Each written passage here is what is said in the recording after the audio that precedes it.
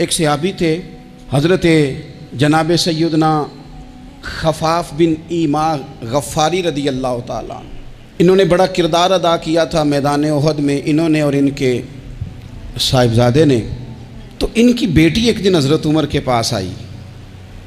اب وہ بیٹی بیاہ کے جا چکی تھی، اس کی شادی ہو گئی تھی۔ حضرت خفاف بن ایما رضی اللہ تعالیٰ عنہ کی صاحبزادی اپنے سسرال چلی گئی تھی، وہاں اس کا خامد انتقال کر گیا۔ وہ خاتون واپس آ گئی، وہ حضرت عمر سے ملی، بیوہ عورت۔ اس بیوہ خاتون نے آ کے یہاں تو میرے بھائی وہ فوجی بیچارے جن کی بیویاں، جن کو ایک تقریب میں تو خوب ایوارڈ دینے کے لیے بلایا جاتا ہے، میں نے یتیمی کا وقت گزارا ہے، مجھے پتہ ہے کہ 2-4 مہینے لوگ آ کے کہتے ہیں کوئی حکم ہو جاتے 10 آ جائے، پھر جب 1 سال گزر جاتا ہے تو پھر لوگ کہتے ہیں 4 بھرا نے کام کیوں نہیں کر دے۔ تو ایسے تو نہیں نا کہ ابا ایسے ہی چلا گیا تھا، بڑا کچھ دے کے گیا ہے، کدھر ہے فلانی چیز۔ لوگوں کا نظریہ تھوڑے عرصے کے بعد اور ہو جاتا ہے۔ آپ نے بڑے بڑے شہداء کے گھروں میں ایوارڈ تو دیے، کیا کبھی آپ نے پلٹ کر دوبارہ غور کیا کہ ان کے بچے کہاں ہیں، ان کی بیوہ کس حال میں ہے، وہ زمانے کی تیز دھوپ اور تیز آندھی کا مقابلہ کیسے کر رہے ہیں؟ بغیر باپ کے جو انسان کو کھلے آسمان تلے وقت گزارنا پڑتا ہے وہ کتنا کو مشکل ہوتا ہے، وہ کس طرح ٹائم گزار رہے ہیں، یہ کبھی سوچا لوگوں نے؟ یہاں تو نرنگیے سیاست دوراں تو دیکھیے منزل انہیں ملی ہے جو شریک سفر نہ تھے، جو نکلے ہی نہیں تھے وہ منزل تک پہنچ گئے، اور جنہوں نے جوانیاں گزار دی وہ رستے میں رہ گئے۔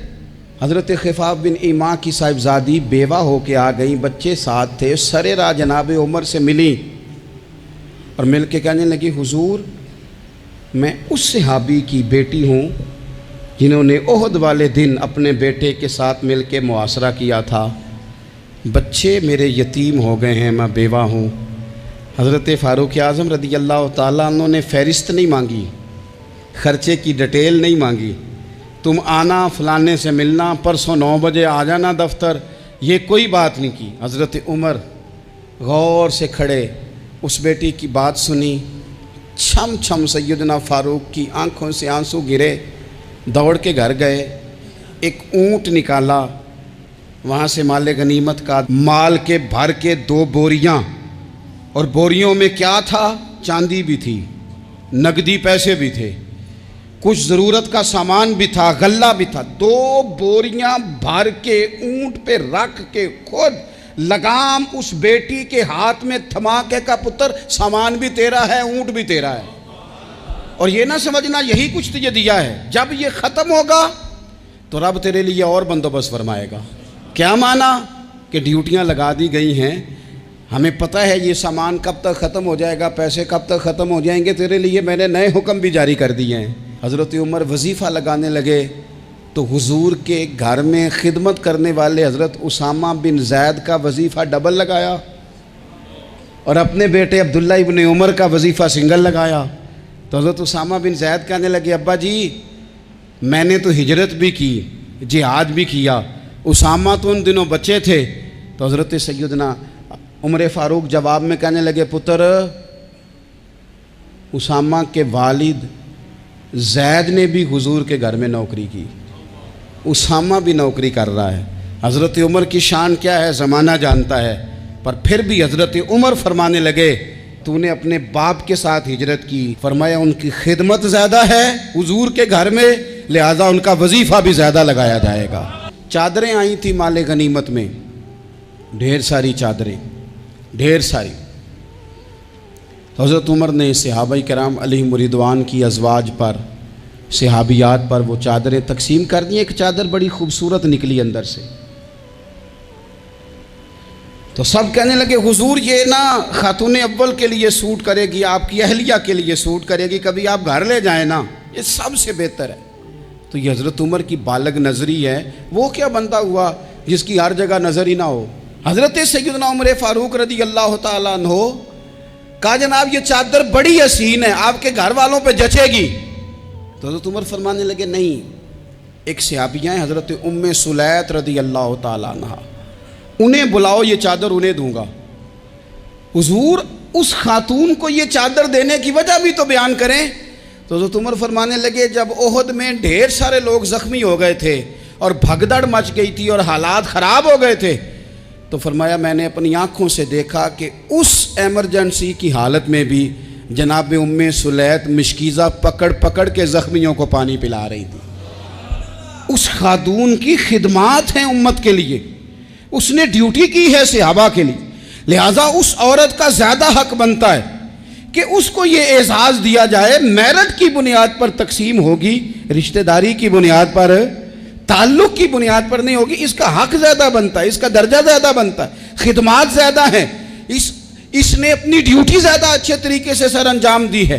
جب تک چیزیں آپ وسعت قلبی نہیں لاتے اپنی طبیعت میں، جب تک آپ گنجائش زیادہ پیدا نہیں کرتے، اتنی دیر تک حالات اس طرح کے نہیں ہوتے. پھر ایک اور مصیبت بن گئی ہے، وہ مصیبت ہے لیول کی. یہ کام میرے لیول کا نہیں. جب آپ اپنے لیول سے نیچے اتریں گے، پروٹوکول سے ذرا نیچے اتریں گے اور چھوٹی چھوٹی باتوں پر خود توجہ دیں گے، چھوٹی چھوٹی چیزوں پر. حضرت عمر جمعہ پڑھا رہے تھے، ایک صحابی دیر سے آئے.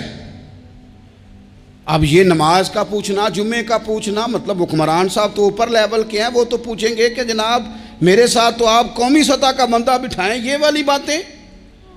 لیکن چھوٹے چھوٹے سوراخ پیدا ہوتے ہیں، پھر بند ٹوٹتے ہیں، حالات بگڑتے ہیں. قوموں کا اخلاق چھوٹی چھوٹی جگہوں پہ پہلے بگڑتا ہے. چھوٹی چھوٹی جگہوں پہ بچہ پہلے چھوٹی چوریاں کرتا ہے، خدا معاف فرمائے اگر اسے روکا نہ جائے، پھر وہ بڑی جگہوں پہ جا کے حالات خراب کرتا ہے. حضرت عمر فاروق ایک صحابی دیر سے جمعہ پڑھنے آئے تو حضرت عمر نے بعد میں بلا لیا. فرمایا تم اتنے سمجھدار آدمی ہو کہ اگر جمعے میں دیر سے آؤ گے تو باقی لوگوں کا کیا بنے گا؟ تو وہ صحابی آگے سے کہنے لگے مجھے پتا تھا آپ نے پوچھنا ہے، اور میں تو کہیں کام میں مصروف تھا امیر المومنین، میں تو دوڑا آیا ہوں، میں تو غسل بھی نہیں کر سکا، وضو کر کے مسجد میں آ گیا ہوں جمعہ پڑھنے. تو حضرت عمر فاروق ان کی بات سن کے خوش ہوئے، فرمانے لگے رب تیرا بھلا کرے، اس طرح کرنا، آئندہ جمعہ پڑھنے آنا تو غسل کر کے آنا. میرے نبی پاک نے غسل کرنے کا ارشاد فرمایا جمعے والے دن، غسل کر کے آنا. ان باتوں کا بھی یعنی حکومت کے قومی معاملات اور عالمی نقطہ نظر بھی ان کے ذہن میں ہے، اور یہاں تک جو باریک چیزیں یعنی حضرت عمر فاروق گزر رہے تھے تو کسی باغ کے کونے میں کھڑے ہو کے کچھ بچے چھوٹے چھوٹے بچے وہ کھجوریں اکٹھی کر رہے تھے. تو حضرت عمر نے کہا کس کے باغ میں لگے ہوئے ہو؟ سب بچے دوڑ گئے. تو حضرت سنان بن سلمہ فرماتے میں بھی چھوٹا تھا، میں کھڑا ہو گیا تو میں نے کہا حضور ہم نے توڑ کے نہیں کھجوریں کھائیں، گری ہوئی کھائی ہیں، اور آپ کو پتہ ہے جو رستے میں گر جائیں وہ اٹھانی ناجائز نہیں ہوتی، تو حضور یہ گری ہوئی کھجوریں کھائی ہیں. تو کہتے ہیں حضرت عمر فاروق بچے کی بات سن کے کہنے لگے رب تیرا بھلا کرے، تو نے صحیح بات کی طرف میری توجہ کرا دی ہے، اللہ تیرا بھلا کرے. اور پھر حضرت عمر رضی اللہ تعالیٰ عنہ اس چھوٹے سے بچے کے پاس کھڑے ہو گئے. کون؟ کس کے پاس؟ نہیں خواب تو نہیں دیکھ رہے میں اور آپ، حکمران وقت 22 لاکھ مربع میل کا حکمران بچے کے پاس کھڑے ہو گئے، چھوٹے بچے کے پاس. دکان پہ غریب آدمی چڑھ آئے نا، دکاندار صاحب اللہ ماشاءاللہ ان کا مزاج خراب ہو جاتا ہے. وہ تیسری چیز کہنا وہ والی دکھاؤ تو کہتے لینیاں تے لے تو جا، اور اگر تگڑا بندہ آ جائے تو کہتے ہیں جناب آپ اس طرح کریں نشاندہی کر دے، میں انشاءاللہ خرید کے لا کے پیش کر دوں گا. مزاج بدل جاتا ہے. غریبوں کے پاس، چھوٹوں کے پاس، عام آدمی کے پاس آپ جائیں. ہمارے حکمرانوں کا غریب آدمی سے گیپ بہت زیادہ ہے، پیروں کا غریب آدمی سے گیپ بہت زیادہ ہے، بڑے علماء کا عام آدمی سے گیپ زیادہ ہے، تاجروں کا عام آدمی سے گیپ زیادہ ہے، شیشے کے بڑے بڑے محلات میں سوسائٹیوں میں بسنے والوں کا غریبوں سے گیپ زیادہ ہے. اس لیے امیر غریب کی تفریق بڑھ گئی ہے، حالات اور طرح کے ہو گئے. بعض غربا امیروں سے نفرت کرنے لگ گئے. ہماری شادی بیاہ تقریبات افطاریاں ان میں ہم اپنے لیول کے لوگ بلاتے ہیں جن سے ہمیں کاروباری ضروریات وابستہ ہوتی ہیں. ہم نے اس طرح کا ماحول بنایا، اس کا نقصان یہ ہوا ہے کہ معاشرے میں کئی قسم کی سوچیں پنپنے لگی ہیں، وسوسے غالب آنے لگے. بعضوں کا تنگ آمد بجنگ آمد، جب غریبوں کے بچے زیادہ تنگ آتے ہیں پھر ہتھیار اٹھاتے ہیں، پھر قلم چھوڑ دیتے ہیں. سوچنے کی ضرورت ہے ملک میں کہ برائی جنم لیتی کہاں سے ہے.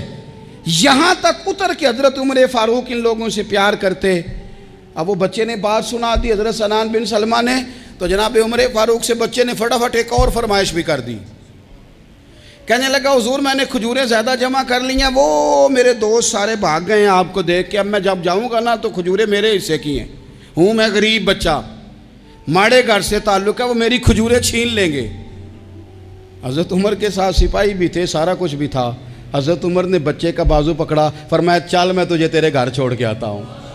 حضرت عمر اس غریب کے دروازے پہ دستک دے کے کہا تیرا پتر تھا, پکڑ کے اس لیے لایا ہوں کوئی امیر زادہ اس غریب کے بچے کو تنگ نہ کر سکے, اللہ کوئی ایک بھیجنا حضرت فاروق اعظم کا ماننے والا جو غریب کے بچے کا بازو تھامے اور اسے کہے کہ کوئی امیر زادہ اس پر ظلم نہیں کرے گا, کوئی اسے تھپڑ نہیں مارے گا, کوئی اس کے حصے کے نمبر نہیں لے گا, کوئی اس کی جگہ رشوت دے کے نوکری پہ نہیں بیٹھ جائے گا, کوئی اس کی جگہ پیسے دے کے آگے نہیں بڑھ جائے گا. کوئی آئے نا جو اشک شوئی کرے, جو آنسو پونچھے لوگوں کے.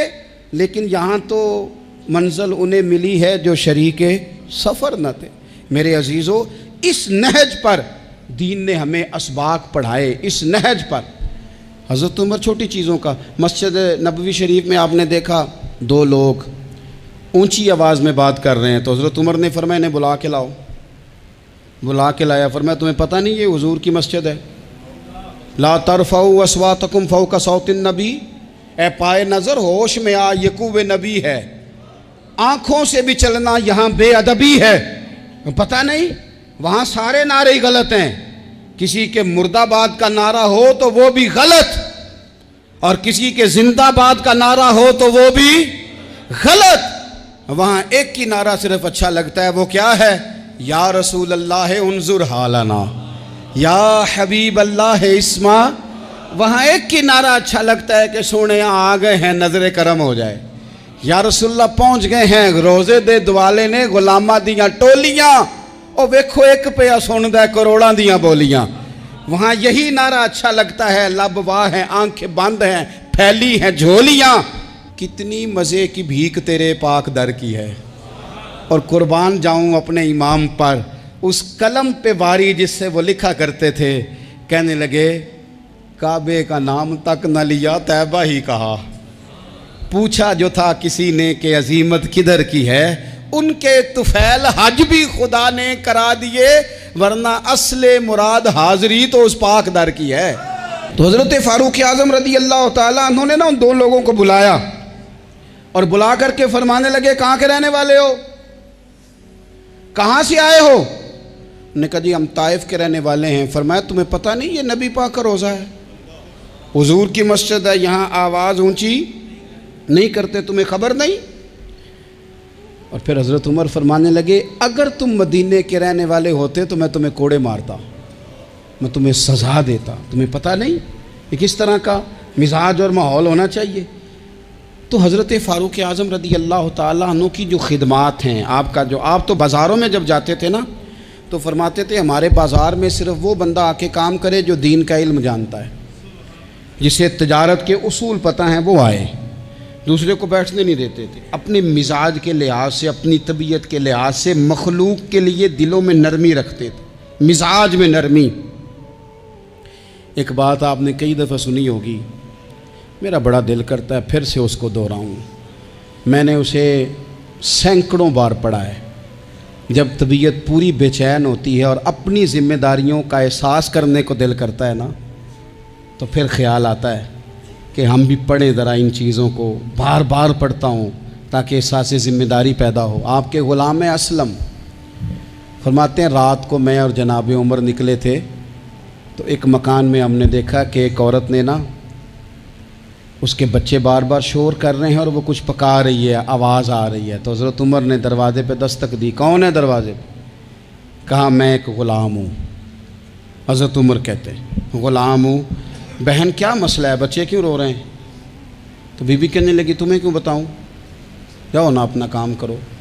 حضرت عمر نے اصرار کیا تو تلخ لہجے میں جس سے غصہ نہیں کر جاتے حکمران، councillor, chairman, M P M N A, ناراض نہیں ہو جاتے؟ اس تلخ لہجے میں بی بی کہنے لگی دعا کرو اللہ میرے اور عمر کے درمیان قیامت میں فیصلہ کرے۔ کیسا حکمران ہے کہ اس کی حکومت میں میرے بچے بھوکے سوتے ہیں؟ یہ میں نے پانی میں روڑے ڈال کے چڑھائے ہیں، لیکن یہ پیٹ کی بھوک یہ بڑی ڈاڈی ہوتی ہے، یہ نیند بھی نہیں آنے دیتی۔ خیال تھا رو دو کے سو جائیں گے، پر سو بھی نہیں رہے۔ حضرت فاروق اعظم دوڑے گئے، گھر سے سامان، اناج، غلہ کندھے پہ رکھا۔ خادم کہتے ہیں میں نے کہا کہ مجھے دے دیں، فرمانے لگے چل تو وعدہ کرنا قیامت میں بھی میرے بوجھ اٹھائے گا۔ کہ حضور نہیں، وہ تو میرے بس کی بات نہیں۔ فرمایا پھر مجھے کرنے دے۔ دوڑے آئے، اس خاتون کے دروازے پر لا کے وہ چیزیں رکھیں۔ کہا بہن اگر تو پردہ کر لے تو یہ غلام نہ آج کھانا پکا دے تیرے بچوں۔ پھر وہ گھی چڑھا کے، چینی ڈال کے، کچھ سامان پکتا تھا وہ کھانا پکایا۔ غلام کہتے ہیں جب پھونکے مارتے تھے تو داڑھی سے دھواں نکلتا تھا، آگ جلاتے تھے دھواں نکلتا تھا۔ پھر کھانا پکایا، پھر ان بچوں کو کھلایا۔ پھر حضرت عمر فاروق رضی اللہ تعالیٰ عنہ نا تھوڑے پیچھے بیٹھ گئے تو بچوں کے ساتھ اس طرح کی باتیں کرنے لگے کہ وہ ہنس پڑیں۔ جناب اسلم کہتے ہیں بچے اس بیوہ کے ہنستے تھے، بچے ہنستے تھے اور عمر روتے تھے۔ جب وہ ہنستے تھے تو فاروق روتے تھے۔ پھر وہ بچے آہستہ آہستہ لیٹنے لگے، اور جب وہ سونے کی طرف بڑھنے لگے تو حضرت عمر کہنے لگے بہن میں جاؤں؟ کہنے لگی رب تیرا بھلا کرے، میرا کلیجہ پھٹ جاتا اگر میرے بچوں کو آج شام بھی روٹی نہ ملتی۔ تو سیدنا فاروق اعظم رضی اللہ تعالیٰ عنہ کہنے لگے پھر تو میرے لیے دعا کرے گی؟ کہنے لگی میں دعا کرتی ہوں اللہ عمر کی جگہ تیرے جیسا کو نیک آدمی بٹھا دے۔ تو حضرت عمر کہنے لگے ایک چھوٹی سی گزارش بھی مان لو گی؟ کا کیا؟ فرمانے لگے کوئی یہ میری خدمت اگر پسند آئی ہے تو عمر کو معاف نہیں کر دیتی؟ غلطی ہو گئی، اسے پتہ نہیں تھا۔ اپنے منہ سے کہنے لگے سیاںا بھی نہیں، باشعور بھی نہیں، اسے چاہیے تھا خلافت کی ذمہ داریاں نہ لیتا۔ لیکن حضرت صدیق نے کہا تو وہ مان گیا، لیکن بہن میں اسے جانتا ہوں، بزدل بڑا ہے، کمزور بڑا ہے، ضعیف بڑا ہے، اگر تو قیامت میں اس کی شکایت لگائے گی تو بڑا کمزور پڑ جائے گا، اس کے لیے مشکل ہو جائے گا۔ تو کہنے لگی اچھا اگر تو اتنی سفارش کرتا ہے تو جا، میں نے عمر کو معاف کیا۔ حضرت فاروق اعظم نے چہرے سے کپڑا ہٹایا تو بی بی کہنے لگی اوہو آپ عمر ہیں؟ تو آپ فرمانے لگے میں جو بھی ہوں تو وعدہ کر چکی ہے کہ تو نے عمر کو معاف کیا۔ پھر باہر نکلے اور اپنے خادم جناب اسلم سے کہنے لگے 2 بندے اور بلا اور انہیں گواہ بنا کہ میں نے اس غریب کے روتے بچے ہنسائے ہیں، تو جا کے ان کو بتا میں نے وہ ہنسائے ہیں، اس کے بھوکے بچوں کو میں نے روٹی کھلائی ہے، اور تو گواہ ہو جا کہ اس بی بی نے خود کہا ہے بغیر جبر کے، میری گزارش پہ کہا ہے کہ میں نے عمر کو معاف کی۔ کیوں نہ ہم بھی اپنی اپنی ذمہ داریوں کا احساس کر لیں، کیوں نہ ہم بھی جہاں جہاں ہماری ڈیوٹی ہے ہم بھی وہاں غور کر لیں، کہیں ایسا تو نہیں کہ ہم بھی کمزور پڑ گئے ہیں، ذمہ داری تو لے لی ہے پر اب ہم ادا نہیں کر پا رہے، ورنہ وہاں سے معافی لے لیں۔ اللہ تعالیٰ سیدنا فاروق اعظم کا فیضان عطا کرے۔ آخر دعوایا ان الحمدللہ۔ مزید اس طرح کے اسلامک بیانات سننے کے لیے ہمارے چینل روشن اسلام کو سبسکرائب کریں اور گھنٹی کے بٹن کو بھی دبائیں۔